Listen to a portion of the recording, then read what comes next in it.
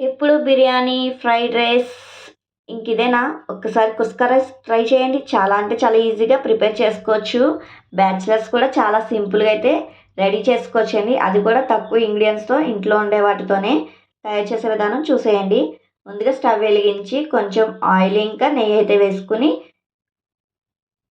మరిగించుకోవాలి. నెయ్యి అయితే కంపల్సరీ వేసుకోవాలి. చూస్తున్నారు కదా! ఈ విధంగా అయితే వేసుకోవాలి. ఇప్పుడు బిర్యానీ మసాలా అయితే వేసుకోవాలి. ఇప్పుడు 5-6 పచ్చిమిర్చి అయితే కట్ చేసుకొని అయితే వేసుకోవాలి. ఇప్పుడు సన్నగా తరుముకున్న ఉల్లిపాయ ముక్కలు అయితే కొద్దిగా అయితే వేసుకోవాలి. ఏవైనా సరే మీరు తీసుకున్న రైస్ క్వాంటిటీ బట్టి అయితే తీసుకోవాలండి. చూస్తున్నారు కదా! ఈ విధంగా అయితే ఒక 5 మినిట్స్ అయితే వేయించుకోవాలి. ఇప్పుడు సన్నగా తరుముకున్న టమాటా ముక్కలను అయితే వేసుకోవాలి. ఇవి టమాటా ముక్కలు అయితే కొంచెం ఎక్కువగానే వేసుకోవాలి. సాఫ్ట్ కార్నర్ అయితే వస్తుంది రైస్కి అయితే. చూస్తున్నారు కదా! ఈ విధంగా అయితే వేసుకుని ఒక 10 మినిట్స్ అయితే మగ్గించుకోవాలండి. చూస్తున్నారు కదా! ఈ విధంగా ఒక 2-3 నిమిషాలు అలా కలిపేసుకుని 2-3 సార్లు మూత పెట్టేసుకుని అయితే మగ్గించుకోవాలి. సాఫ్ట్ కార్నర్ వచ్చేంత వరకు అయితే మగ్గించుకోవాలండి. చూస్తున్నారు కదా! ఈ విధంగా అయితే మళ్ళీ ఒకసారి కలిపేసుకొని మళ్ళీ మూత పెట్టుకుని ఒక 5 మినిట్స్ అయితే సరిపోతుంది.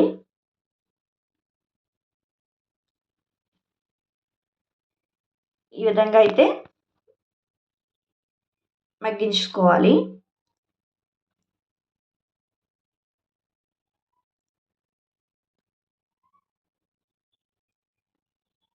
ఇప్పుడు కొంచెం కొత్తిమీర ఇంకా పుదీనా అయితే వేసుకోవాలి. ఒకసారి అయితే కలిపేసుకోవాలి. ఇప్పుడు రుచికి సరిపడా సాల్ట్ అయితే వేసుకోవాలి.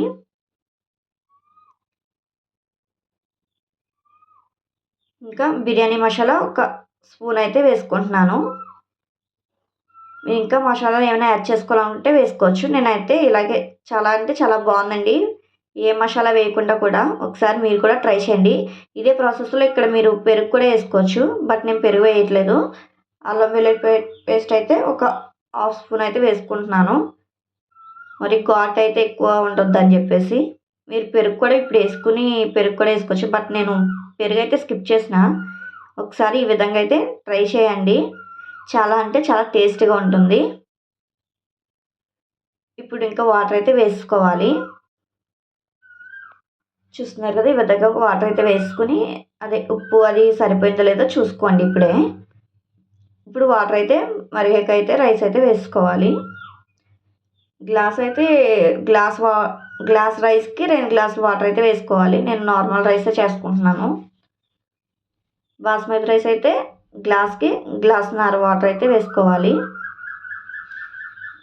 చూస్తున్నారు కదా! ఈ విధంగా వేసుకుని హై ఫ్లేమ్లో ఒక 5 మినిట్స్ అలా ఉడికించుకుని తర్వాత సిమ్లో అయితే పెట్టేసుకుని మగ్గించుకోవాలండి. ఇలాగా చాలా అంటే చాలా ఈజీగా కుస్కా రైస్ అయితే రెడీ అయిపోతుంది. ఒక్కసారి ఈ విధంగా అయితే మీరు కూడా ట్రై చేయండి. ఫస్ట్ టైం మన వీడియో చూసినట్టయితే లైక్ చేయండి, షేర్ చేయండి, సబ్స్క్రైబ్ చేసుకోండి. మరిన్ని వీడియోస్ కోసం అయితే మన ఛానల్ అయితే ఫాలో కావండి. చూస్తున్నారు కదా! రెడీ అయిపోయిందండి కుస్కా రైసు. ఒక్కసారి మీరు కూడా నేను చూపించిన ప్రాసెస్లో అయితే ట్రై చేసేయండి.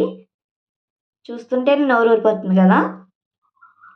చూస్తున్నారు కదా! ఎక్కువ ఇంగ్రీడియంట్స్ కూడా నేను ఏం వేయలేదు. ఇంట్లో ఉన్న వాటితోనే చాలా ఈజీగా అయితే ప్రిపేర్ చేస్తాను. ఇంతేనండి, రెడీ అయిపోయింది. స్టవ్ ఆఫ్ చేసి ఇంకా పైన కొత్తిమీరతో గార్నిష్ చేసుకుంటే మన కుస్కా రైస్ అయితే రెడీ అయిపోయింది. చూస్తున్నారు కదా! మరిన్ని వీడియోస్ కోసం అయితే మన ఛానల్ అయితే ఫాలో కావండి. Thank you guys. Bye bye.